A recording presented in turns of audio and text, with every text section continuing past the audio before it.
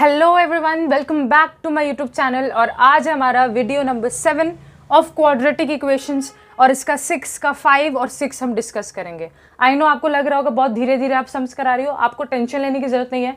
जो भी सम करते हैं आप उसे ज़रा प्यार से समझो, आपको बेशक समझ में आएगा।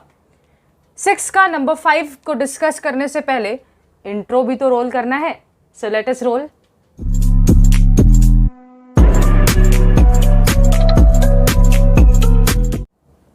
सिक्स का number 5, if the velocity of the stream is 2 km per hour, then the time taken by Ratan Majhi to cover 21 km in downstream and upstream is 10 hours.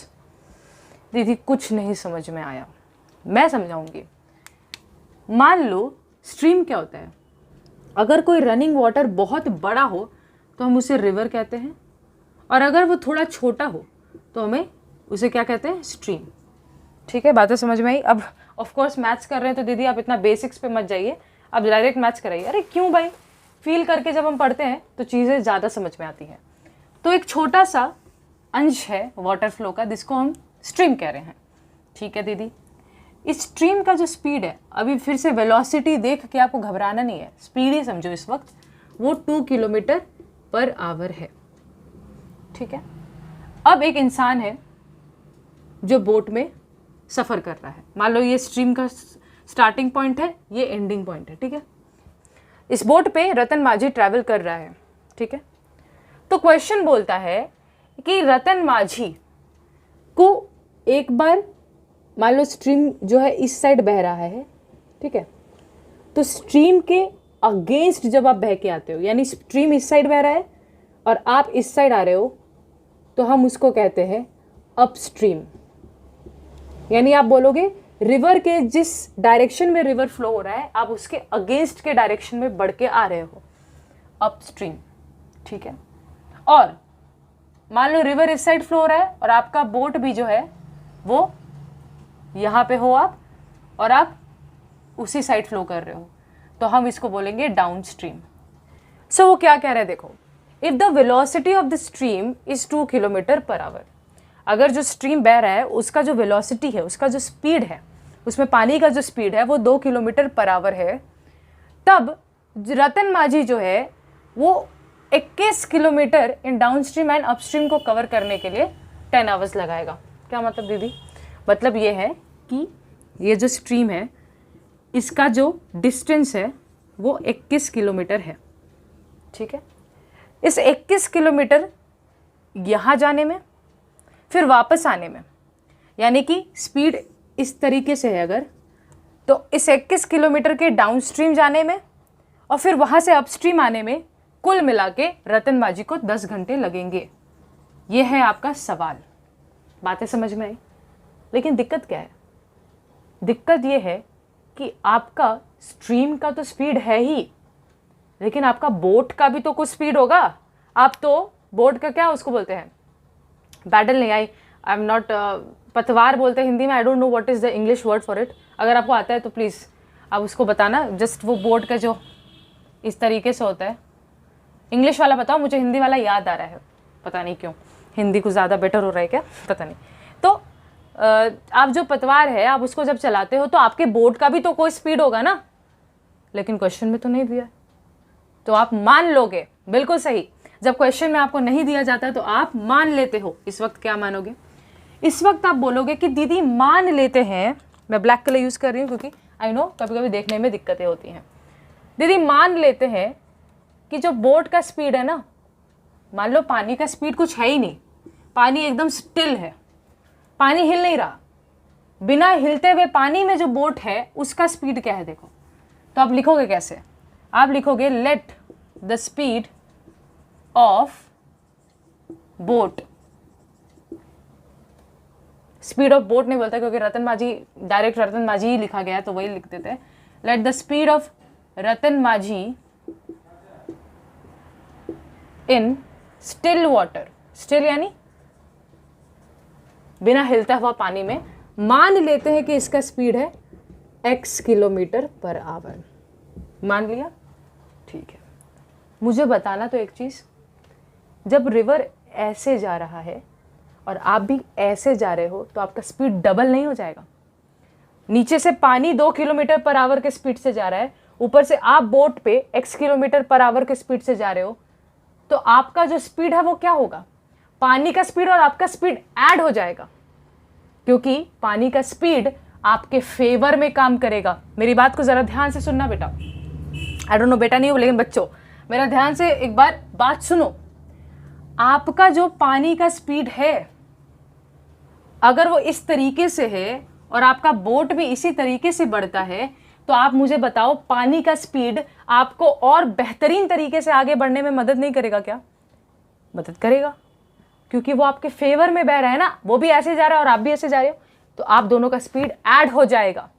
तो आपके बोट का स्पीड या रतन माझी का स्पीड क्या होगा जब पानी का स्पीड 2 किलोमीटर पर आवर है? आप बोलोगे देयरफॉर द स्पीड ऑफ रतन माझी व्हेन द वेलोसिटी, और स्पीड जो भी लिखना चाहे, velocity of stream is 2 kilometre per our. जब स्ट्रीम स्टिल नहीं है, अब जब स्ट्रीम का 2 किलोमीटर पर आवर है स्पीड, तो रतन माझी का स्पीड क्या होगा? डाउनस्ट्रीम में।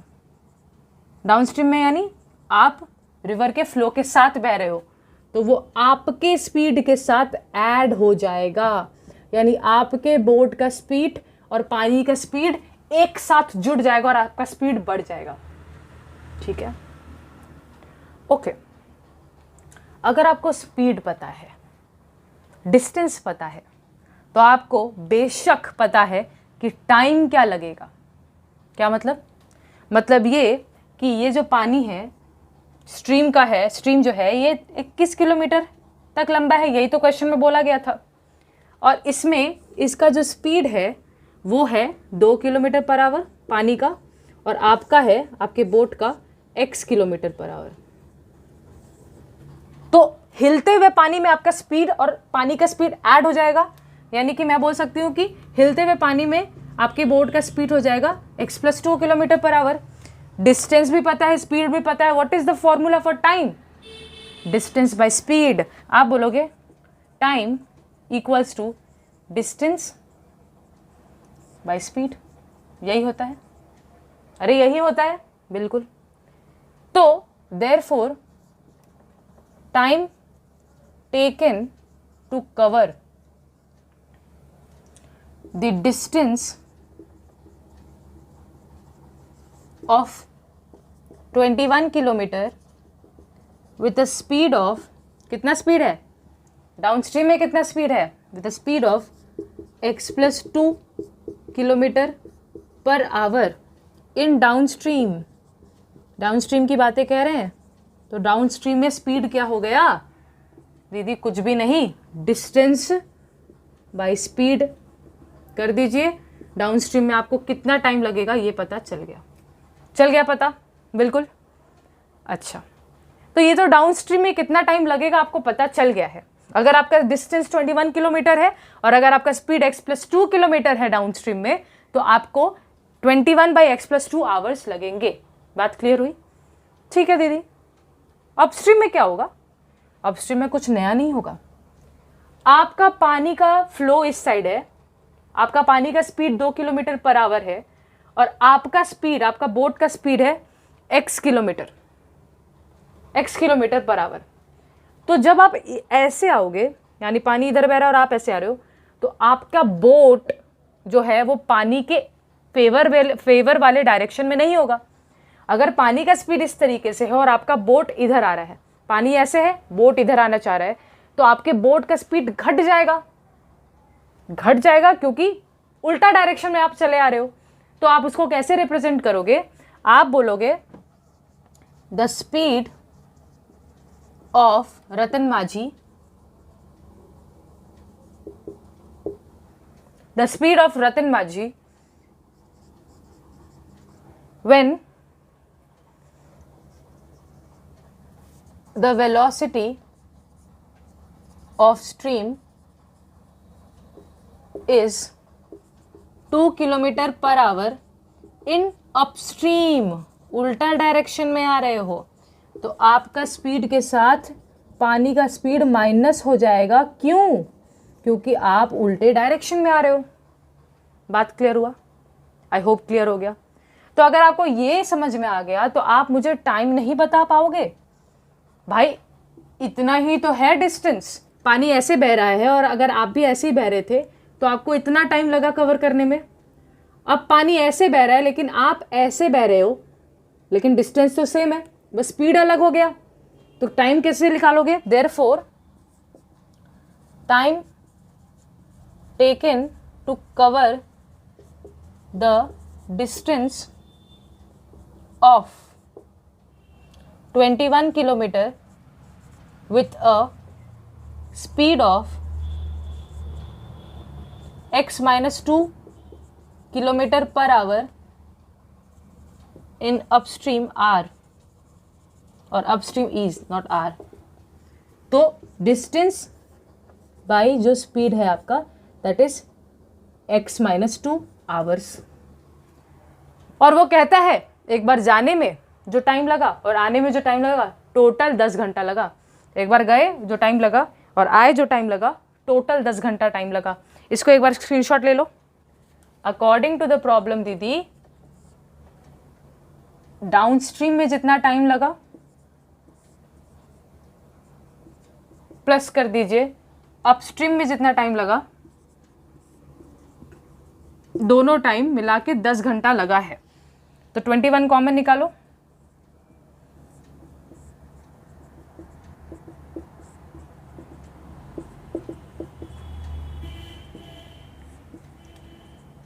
आई होप दिस इज, मतलब आप सबको ये आता ही है, मुझे कुछ बताने जैसा है ही नहीं। अगर आपको नहीं आता है तो भैया वो भी बताइए आप कमेंट सेक्शन में, आई विल कवर यू। ठीक है, नो प्रॉब्लम।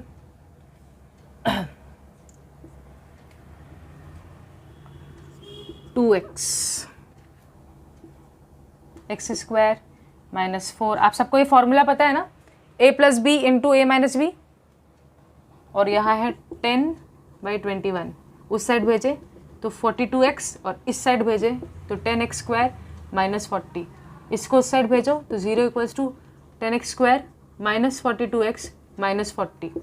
2 कॉमन ले लो, 5x square minus 21x minus 20।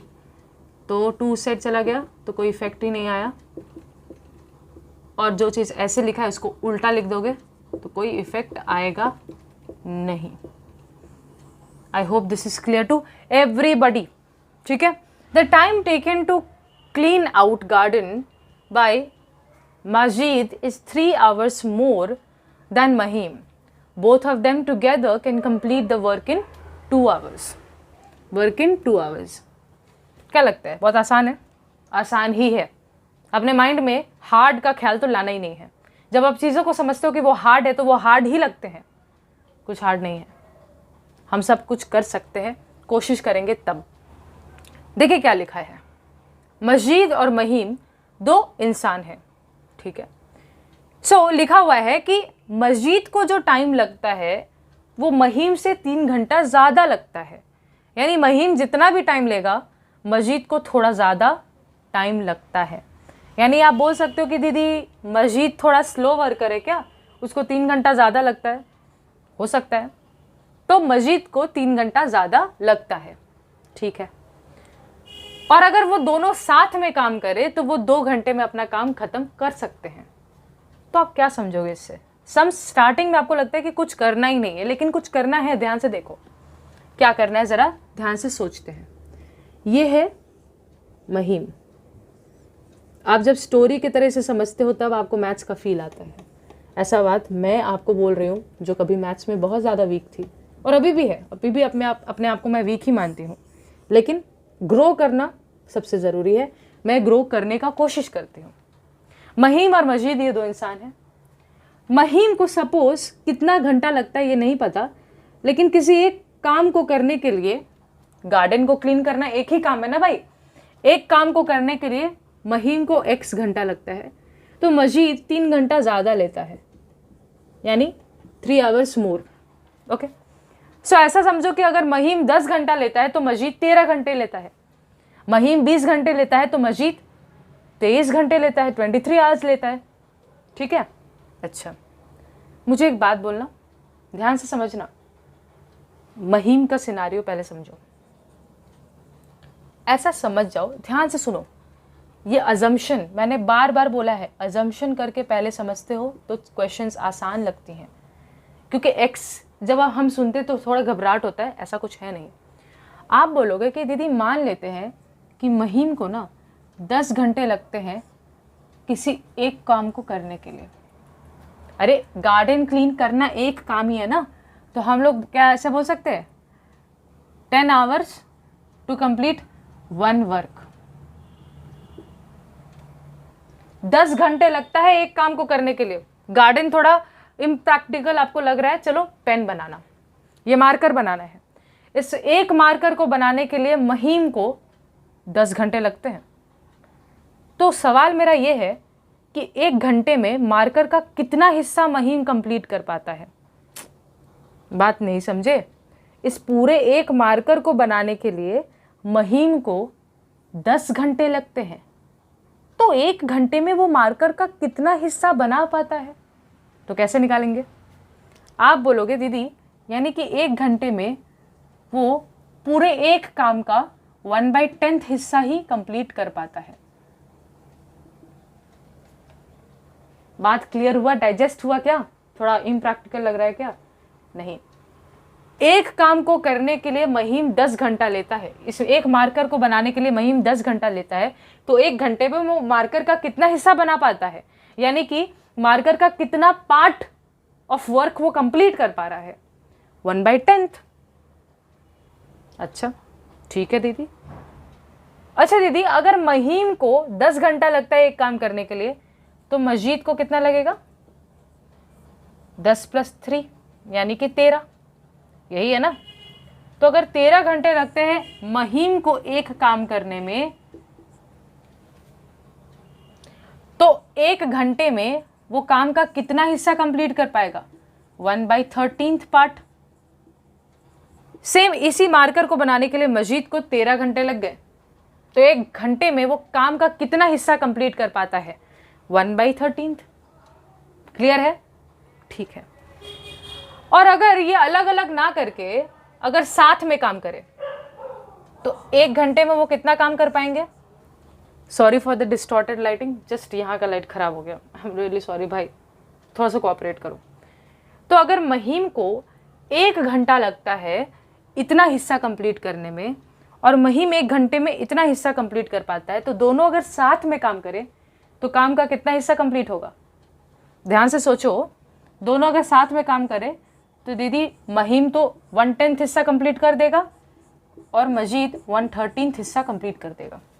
और साथ में अगर वो 2 घंटे काम करे तो कुछ नहीं दीदी, 2 इंटू कर दीजिए, वो काम का इतना हिस्सा कंप्लीट कर पाएगा। बात समझ में आया? यहां तक बातें क्लियर हुई क्या? Work completed by Mahim in x hours, Mahim अगर x घंटा काम करे तो वो पूरे एक काम को कंप्लीट कर सकता है। ठीक है, तो इसका मतलब अगर वो 1 घंटा काम करे, अभी तो वो x आवर्स काम कर रहा है, लेकिन अगर वो 1 घंटा काम करे, कुछ अलग नहीं हो रहा है। 10 घंटा ले रहा था एक काम करने में, अभी वो घंटा नहीं मालूम है, तो x घंटा ले रहा है एक काम करने में, तो 1 घंटे में कितना काम का हिस्सा वो कंप्लीट कर पाएगा? सो हम लिखेंगे the part of work completed by Mahim in 1 hour, 1 घंटे में वो काम का कितना हिस्सा कंप्लीट कर पाएगा? आप बोलोगे पहले 1/10 कर रहे थे, अब 1/x पार्ट बोलेंगे। बात क्लियर हो गया? ठीक है, अब ध्यान से सुनना, फिर से ये मजीद के बारे में देखो।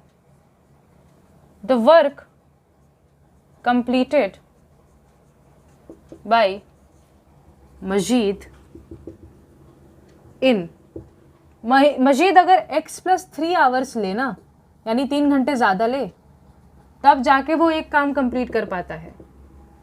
तो 1 घंटे में वो काम का कितना हिस्सा कंप्लीट कर पाएगा? 1 घंटे में वो 1/x+3 पार्ट कंप्लीट कर पाएगा। ठीक है, और अगर दोनों एक साथ मिल जाए तो 1 घंटे में कितना काम कंप्लीट होगा? तो आप बोलोगे the work completed in 1 hour if Mahim and Majid work together। अगर वो दोनों एक साथ काम कर ले ना, तो भाई साहब महिम 1 घंटे में इतना काम कंप्लीट कर सकता है और मजीद 1 घंटे में इतना काम कंप्लीट कर सकता है। तो अगर साथ में काम करे तो इतना काम का हिस्सा कंप्लीट हो जाएगा 1 घंटे में। तो 2 घंटे में कितना कंप्लीट होगा? तो काम का कितना हिस्सा कंप्लीट होगा? 2 × 1/x + 1/x + 3। Isn't it? बातें क्लियर हुई? अब जरा ध्यान से देखना, both of them together can complete the work in 2 hours। तो 2 घंटे में वो लोग जितना काम कंप्लीट कर रहे हैं वो पूरा काम ही कंप्लीट हो गया भाई। मतलब ध्यान से समझो, 1 घंटे में महिम जितना काम कर रहा है और 1 घंटे में मजीद जितना काम कर रहा है, अगर ऐड कर दे तो टोटल काम 1 घंटे में कितना हो रहा है पता चल जाता है। अगर उसको 2 से इंटू कर दे यानी 2 घंटे में कितना काम कंप्लीट हो रहा है वो पता चला।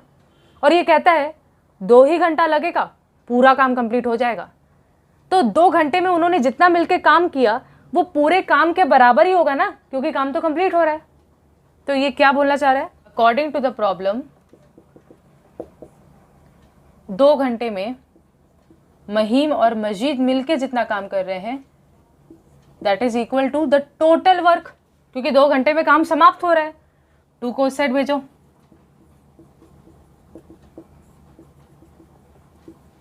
One by 2 x + 3 + x × x + 3, ये सब आपको आता है। मैं पहले से ये मान के चल रही हूँ बिकॉज अभी तक बहुत सम्स किए हैं। अगर आपको नहीं आता है तो आप कमेंट सेक्शन में बताइए। 2 को इस साइड भेजो, 4x + 6 x² और ये 3x को इस साइड भेजो, इन दोनों को इस साइड भेजो, x² + 3x - 4x - 6 x² - x - 6 और x² - x - 6 = 0। This is the required equation. देख लो एक बार, इसका 5 और 6 का 6। ऑलराइट, आई नो बहुत ज़्यादा अंधेरा हो गया मेरे रूम में, ये लाइट भी ख़राब हो गया, बहुत प्रॉब्लम्स चल रही हैं, लेकिन कोई बात नहीं, आपको दिख रहा है ना, वो इम्पोर्टेंट है। ठीक है, कल तक आई होप लाइट बेटर हो जाएगा, कल आपको बहुत ही अच्छा लाइट में मिलेगा सब कुछ। सो अगर आपको अच्छा लग रहा है, आपको एक्सप्लेनेशन समझ में आ रहे हैं, why not subscribe to the channel, why not share it with your friends. ठीक है, आप ज़रूर शेयर करो। I want to reach more people. अगर सबको पसंद आ रहा है तो भाई ज़रूर कुछ काबिलियत है ना, और आपके साथ रहते रहते ये काबिलियत बढ़ेगी ज़रूर। Thank you for watching, take care, stay safe, mask पहनना मत